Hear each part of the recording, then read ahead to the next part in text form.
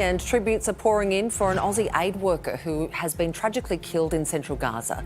Zomi Frankcom was one of 7 World Central Kitchen staff who died when their car was hit by an apparent Israeli airstrike.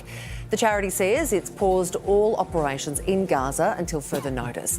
The Australian government says it's contacted the Israeli government demanding answers. This is a human tragedy that should never have occurred, that is completely unacceptable. And Australia will seek full and proper accountability, as you would expect, for how this could have occurred. Soraya Ali is an aid worker with Save the Children in Rafah, and she joins us now. Soraya, this news, I think, has shocked a lot of people here in Australia. As someone who's on the ground like you, does it shock you?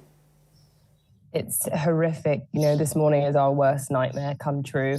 We know that this is already, Gaza is one of the most dangerous places in the world right now to be a humanitarian aid worker. And this death and the killing of these aid workers is horrific, and it should never happen, and it doesn't need to happen.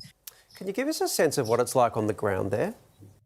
The conditions are so dire on the ground. I think having been here for a few weeks, I will remember the images and the things that I've seen for the rest of my life. There are children everywhere. Overcrowding is rampant, and there are constant drones, airstrikes, explosions. And if the bombs don't kill the children, then the dehydration, malnutrition, and disease will. I've met children who are walking the streets with no shoes on and bloody feet. I've seen children who are covered in rashes. We know that disease is rampant right now. I've seen children who are visibly malnourished because they don't have nowhere near enough food or water. I met with one family yesterday who, a teacher, and she has 4 children, one of whom was killed in an airstrike in the north. And now she's been displaced 3 times. She's currently living in a tent with 30 other people, sharing a bathroom with 200 other people. It is horrific, the situation on the ground, and it continues to deteriorate. Soraya, are there any aspects of normal life going on? I think after 6 months of war, people are desperately trying, but it's so difficult to continue normal life under these circumstances. I've seen children who've, been out of school for 6 months, let alone not having food or water. Children who are playing with a plastic bag on the street, just desperate for something to do, something to occupy their time.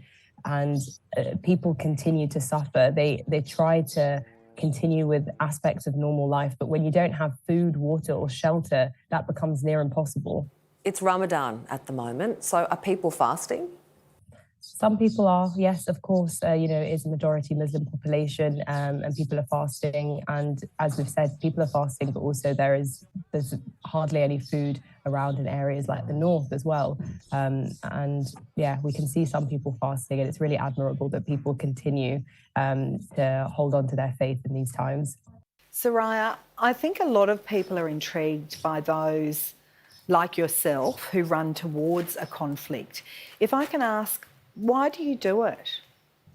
I think for us, it's the most important thing is just trying to be there and be supportive and help our Palestinian colleagues who've already been doing this for 6 months. They really are the brave ones. They have been working in these conditions. Many of them have been displaced time and time again. Some of them living in a shelter with 30,000 people. And here, all we can do is provide some element of solidarity and support. But our Palestinian colleagues here are really the true heroes. Soraya, thank you so much for your time tonight. Thanks so much. Thank you.